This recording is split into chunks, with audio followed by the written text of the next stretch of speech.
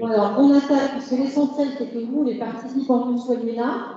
Et donc, on va attaquer avec les ateliers qui sont prêts. Et on va commencer avec l'atelier acteurs publics, Karine Freux. Alors, on a beaucoup de bourgeons, donc on se demandait, Simon, si on ne présentait pas que les propositions et les bourgeons. L'idée, c'est de faire 5 minutes maximum par atelier pour vous libérer à 16h30. Donc, 5 minutes par atelier. Donc, voilà, Karine, peut-être vous, tes propositions. Bonjour, merci pour toutes ces contributions. Donc, on va avoir énormément de travail avec beaucoup de pistes à suivre. Je vais vous les présenter. Alors, c'est vrai qu'il y en a certaines peut-être qui peuvent se regrouper, mais c'est bien sur ce tableau qu'on va retrouver même avec les autres ateliers. Donc, je vous dis dans l'ordre des contributions. Donc, la première, proposer des ateliers comme la fresque de l'économie circulaire pour un partage pour un même niveau d'information sur l'économie circulaire. Organiser des bilans quantitatifs sur les critères d'économie circulaire dans les achats publics, notamment quel est le pourcentage des marchés publics intéressés par l'économie circulaire. Vulgariser et donner de la visibilité à l'économie circulaire, notamment sur l'EIT qui est très tourné expert, pour permettre au grand public, aux entreprises privées et d'avoir accès à cette information avec des exemples concrets. Structurer les filières sur l'ensemble des chaînes, notamment de valeur, de l'acteur à la ressource et à la connaissance du territoire. Promouvoir les monnaies locales, promouvoir des finances durables, développer l'économie circulaire dans la commande publique, pour les mêmes besoins. Organiser des rencontres entre acteurs du territoire, dont les porteurs de projets et ceux qui ont la solution, et les acheteurs publics, comme le B2B. Mettre des moyens importants sur les projets phares dans les marchés publics, plutôt que sur l'ensemble des marchés, mais en sortir 3-4 qui soient bien identifiés avec des actions concrètes et à valoriser. Mettre les moyens pour mettre en relation la disponibilité du foncier par rapport à l'offre et la demande, notamment à travers de plateformes de mise en relation. Financer des ETP consacrés à l'économie circulaire ou monter en puissance de mission par rapport aux postes financés sur l'énergie. Mise en réseau à tous les niveaux des acteurs dans le même domaine, de différents secteurs et le besoin d'interconnaissance. Avoir une commande publique exemplaire dans le choix des produits durables, recyclables, plus sensibilisation auprès et information auprès des citoyens. Mutualiser des besoins locaux entre différents acteurs pour pouvoir accéder à du foncier. Identifier le rôle de différents acteurs, par exemple au niveau des déchets. Mettre en visibilité les outils de sensibilisation existants et synergie entre les acteurs. Relayer et diffuser les campagnes de prévention et de sensibilisation auprès du grand public. Prévoir des lignes budgétaires spécifiques sur la prévention et l'action de sensibilisation. Faire des diagnostics de nouveaux métiers pour identifier les besoins en compétences et les formations à développer. Partager des critères d'évaluation des politiques publiques en matière d'économie circulaire. S'intéresser aux initiatives citoyennes existantes et les soutenir. Faire des retours d'expérience techniques sur les clauses d'économie circulaire dans les marchés publics. Plaidoyer pour augmenter les contributions sur les phases amont, prévention, notamment en amont 3R, et également aussi du travail sur l'aval. Encourager les collectivités à participer à des cycles dans le domaine de l'économie circulaire. Déployer des plateformes sur tous les territoires avec la mise en réseau des acteurs, des ressources disponibles sur les territoires et proposer des rendez-vous d'économie circulaire dans les maisons de région, faire monter en compétence les maisons de la région sur l'économie circulaire également, pour que ce soit un relais auprès des territoires. Il y a beaucoup de choses, effectivement. Ça fait un peu un inventaire à la Prévert. On n'a pas le temps non plus de faire la synthèse des synthèses. Mais il y a eu beaucoup de choses sur la commande publique, sur le levier d'action qu'est la commande publique, beaucoup de choses sur le besoin de pédagogie et de sensibilisation sur le territoire, faire vraiment diffuser et infuser l'économie circulaire. Et puis l'idée de mutualiser, de faire se rencontrer les acteurs avec des rendez-vous plus spécifiques, par exemple sur le foncier ou sur l'achat durable. Voilà ce qui a été dit à l'atelier acteurs publics. Simon Mouline, je vais vous présenter l'atelier acteurs de la recherche. Oui, merci Estelle. Donc dans l'atelier acteurs de la recherche, il a été question, donc d'abord on était un peu entre connaisseurs initiés pour évoquer notamment tout ce qui s'est fait, jusqu'à présent. En fait, c'est sur l'aspect recherche, ce qui est en train de se faire et qui va décoller prochainement, c'est les mises en relation des différents labos en Occitanie qui interviennent dans le domaine de l'économie circulaire d'une façon ou d'une autre.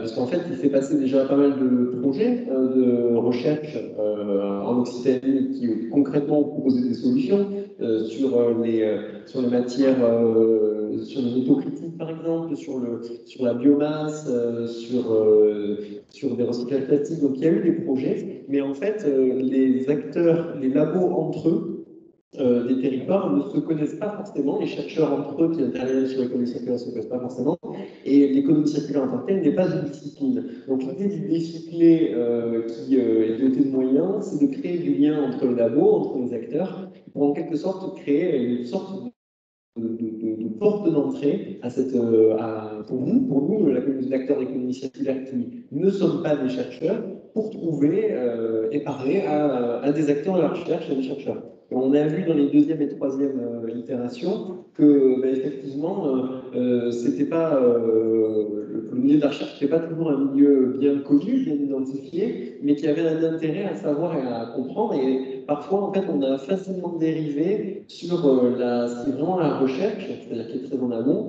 et ce qui est plus du démonstrateur, de l'application, qui n'est pas exactement la recherche fondamentale, mais qui flirte avec la recherche, puisqu'il faut développer de nouvelles idées, de nouvelles applications.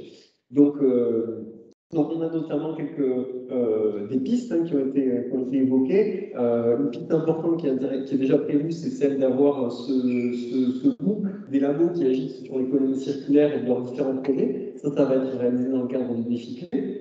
Donc ça nous permettra de connaître les différents labos et les projets de recherche et les compétences qui existent sur le territoire en matière de R&D dans l'économie circulaire. Donc c'est des compétences auxquelles vous pourrez faire appel. Ce qu'on a pu dire aussi, c'est que, outre les bureaux d'études, il est aussi possible, quand on est une entreprise, de recourir à un partenariat avec un labo pour mener une démarche de prototypage et d'invention et de mise sur le marché.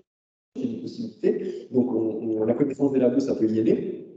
L'idée, c'est il faudrait aussi faire mieux connaître les services de transfert de technologie des universités, puisque c'est les services qui se chargent de ce type de collaboration, de lien entre la partie compétences recherche et la partie application entrepreneuriale. Et puis, on a évoqué aussi des sujets spécifiques comme cette question du recyclage des métaux critiques, cette question de la valorisation des coproduits agricoles, des solutions de lavage, des matériaux de construction. Donc, qui sont autant de domaines sur lesquels il y a des pistes intéressantes de développement de prototypes, de nouvelles offres, de recherche. Et donc là-dessus, il ne manque pas d'idées, il ne manque entre guillemets que de volonté de porteurs de projet. Et ce qu'on a vu, c'est qu'il y a un intérêt pour les acteurs institutionnels, la région en premier lieu, mais aussi avec l'ADEME, avec les universités, etc., mais qu'on fasse ce lien entre nous, ou en tout cas pas un lien déconnecté, mais qu'on sache répondre au moins à un porteur ou à quelqu'un qui a une idée ou une envie pour essayer de lui trouver le contact, pour essayer de faire cette mise en relation.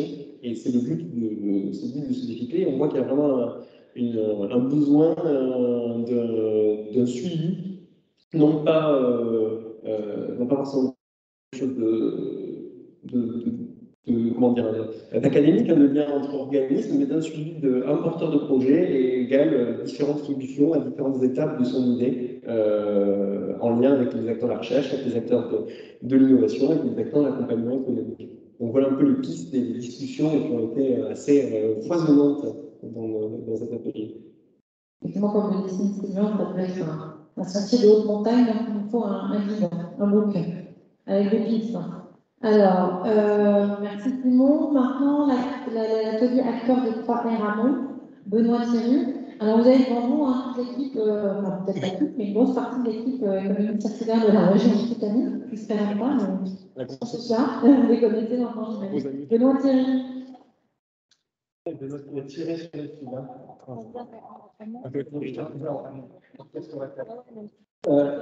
Oui, alors, donc, sur les 3R Amont, merci d'ailleurs à Louis Barreau d'avoir amené la session. Beaucoup de choses effectivement sur des réussites, les réussites déjà de ces 3 ans écoulés avec des outils notamment un gros plébiscite de Cyclope et des dynamiques autour des outils, des webinaires, des retours d'informations, de la clarté des éthiques. Merci. Donc voilà, beaucoup de retours super satisfaisants sur ces outils et sur les dynamiques et sur les réseaux aussi qui ont été mis en place. Malgré tout, il y a des choses à améliorer, effectivement, notamment dans la mise en relation. Il faut aller plus loin, il faut faciliter la mise en relation. Hein. Sinon, on vient d'évoquer sur les acteurs de la recherche, mais c'est valable aussi avec les acteurs du 3R Amont. Connaître tout le monde, connaître tout l'écosystème, faire se rencontrer des acteurs d'origine et de qualité diverses à l'échelle du territoire d'Occitanie pour aller plus loin, pour travailler ensemble et créer des projets innovants ensemble.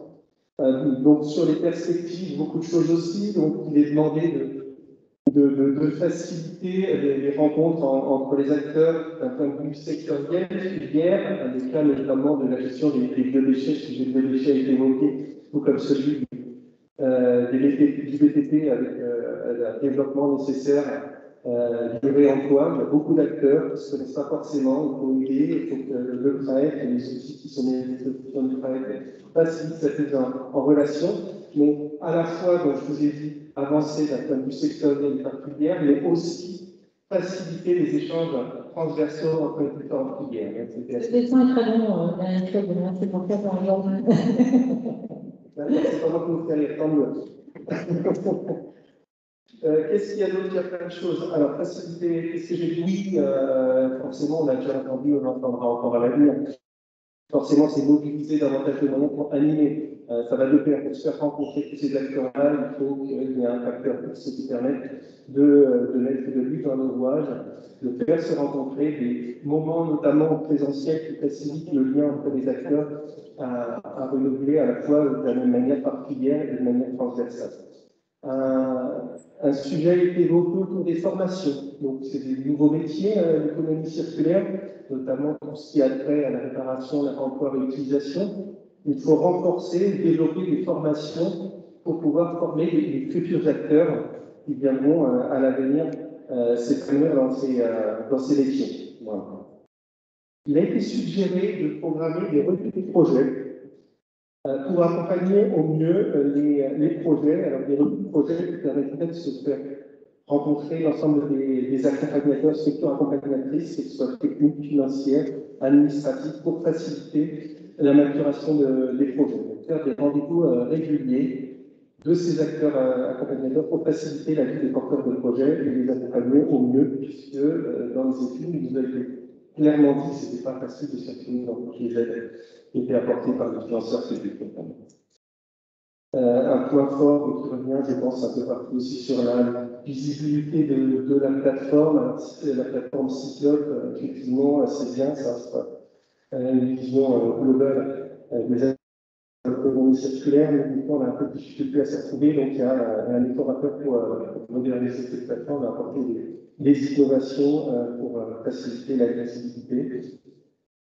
Il y a une chose importante qui a été évoquée aussi, c'est la concurrence entre les événements. C'est né d'un constat. La semaine dernière, il y a eu 3 événements qui ont été réalisés sur le même temps, sur le même sujet, à l'échelle Occitanie. Et on a tous à gagner, effectivement, à consolider un agenda global pour éviter de se faire télescoper ces événements et donc diviser les forces à ces moments-là. Donc voilà, on a cette ambition d'établir, de renforcer cet agenda global, je pense. Ouais, faut faire sauter le bouchon, il faut déboucher les bouteilles pour créer les synergies. Alors maintenant, l'atelier sur les acteurs des 3R à Val, Bruno Garde. Oui, bonsoir à tous. Alors, j'ai fait une synthèse déjà de tout ce qui avait dû être dit, pour que ce soit plus facile à digérer pour tout le monde. Donc, un atelier qui était déjà sur la sobriété dans la synthèse. Beaucoup de choses qui ont déjà été dites avant, je pense. Hein. Sur les réussites, alors, c'était déjà entre ceux qui connaissaient les réalisations, PRAEC, les initiatives, les bilans, autres. C'était assez partagé, quoi. Un gros tiers avait l'air de bien connaître. Un gros tiers ne connaissait pas du tout. Et un petit tiers était entre deux. Hein. C'était apparu sur la connaissance des actions, des réseaux, des initiatives, des bilans. Des choses positives, des réseaux qui n'étaient pas cités en bilan, mais qui étaient ailleurs, notamment le réseau Compost citoyen, qui est vu comme une réussite. Cyclope, avec aussi en épine l'ergonomie, trop d'informations, plus d'informations. En réussite, ça a permis, c'est des choses transversales quand même, hein, qui sont ressorties, pas forcément très ciblées, 3R à Val. La culturation, parce que ça a permis de bien faire la distinguo, souvent entre réemploi et recyclage, il me semble que c'est compris par les parties prenantes. Qu'est-ce que j'ai écrit là? Oui, la réussite, c'est une relation. Hein. Déjà, le forum, c'est ça, hein, c'est d'être en relation, favoriser les échanges. Un exemple qui a été aussi cité, c'est sur les réalisations, on citait différentes études qui étaient en cours ou qui avaient été lancées. C'était qu'il y avait de l'action en parallèle de ces études et d'actions qui permettent la réalisation de projets concrets, collaboratifs entre des acteurs. Voilà sur le rose. Sur les épines, il faut faire connaître. Ouais, toujours un peu plus, pareil avec les réalisations et tout, même pour des gens dans le secteur, c'était pas forcément évident. Un besoin de mieux cartographier qui fait quoi, les acteurs, les dispositifs, les accompagnateurs, voilà. Une question de positionnement, c'est qu'est-ce que, en tant qu'acteur, quel que soit mon type d'acteur, qu'est-ce que je peux amener au PRAEC et qu'est-ce que le PRAEC peut m'amener? Donc, voilà, comment se positionner pour entrer dans cette communauté sans mettre le doigt dans l'engrenage, mais qui va être pertinente. Voilà. Sur les bourgeons, besoin de décider. Il y a aussi besoin de rencontres entre acteurs de même type pour échanger bien sur ses propres problématiques. Là, les jeunes entrepreneurs, les jeunes startups qui démarrent, ils ont besoin de ça. De présenter aussi des parcours de porteurs de projets pour voir comment ça s'est passé concrètement. Tous les plats qui ont été essuyés, faire partager ça. Voilà, on sent que ça. C'est dans le développement de projet, en fait. D'encourager l'initiative par des AMI. Alors, on n'est pas rentré un peu dans le cœur du sujet pour voir pourquoi. Et une expérience qui était sur le Murtin, de créer. Alors, les propositions, c'était la création d'un lieu commun d'expression des besoins pour qu'il y ait un partage de ressources et des réponses qui puissent être amenées. Et une ébauche de solution déjà, ou d'action qui est engagée, c'est la création de coopératech qui montrent les compétences ou les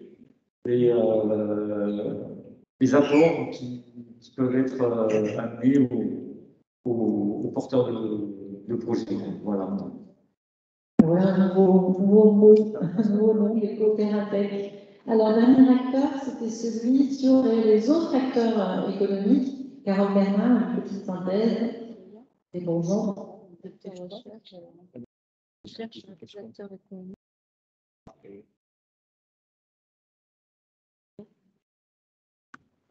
Voilà.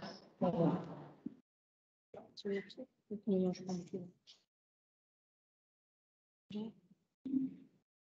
Donc, moi, j'ai vu un coup un vélo, très sobre, sobre et scolaire. Tout le monde est prêt à rentrer chez lui. Donc, je vais focaliser sur les propositions qui ont déjà été en partie par les collègues.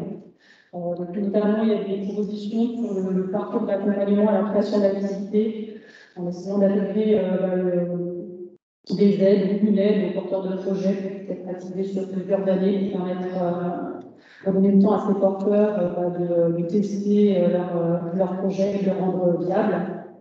Également, organiser des montres aux porteurs de projets à l'échelle d'un territoire pour sélectionner les projets qui pourraient répondre à un problématique local et qui pourraient là aussi être accompagnés sur plusieurs années, notamment en fonctionnement.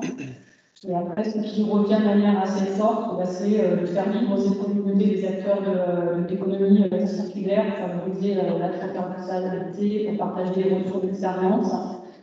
Et également un enjeu pour les créateurs d'activités qui souhaitent développer pour porter l'activité sur l'économie circulaire, de coopérer, renforcer les coopérations, de mise en relation avec les acteurs, notamment d'organiser des conventions d'affaires ou la coopératech qui a déjà été présentée par Bruno.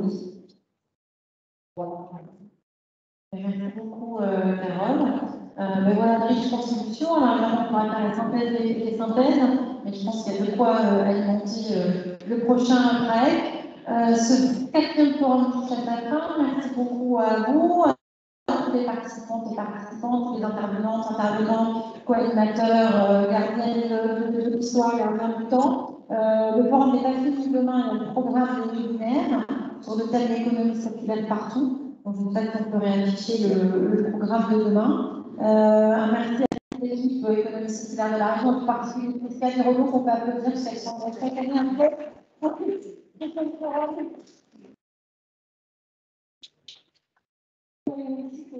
continue à échanger on se couvre un peu à cause de fond et à cause de sprint à la fin. Je vais laisser le mot de la fin à Raphaël Desnaux, directrice adjointe de la transition écologique et énergétique. Merci Estelle. Donc très rapidement, un grand merci à vous tous que vous avez occupé pour ce quatrième forum régional de l'économie circulaire. La contribution cet après-midi a été très riche et vont nous permettre de dessiner, on va dire, l'axe 2 du MAEC, faire en sorte de fédérer encore plus d'acteurs, d'être encore plus efficace pour agir en la transformation de l'économie avec ces nouveaux modèles de développement qui a été posé donc par la présidente Barbara Mezza dans le cadre du Pacte vert. Donc un grand merci à vous. Petite info, la semaine prochaine, la forum Energalia, donc le 8 et 9 décembre, on va beaucoup parler de transition énergétique, mais aussi un peu économie circulaire. Donc vous êtes bienvenus, c'est un atelier avec un programme de conférences très riche. On aura encore une transition. Merci à tous et merci à toutes les équipes, surtout et à Estelle pour cette animation parfaite.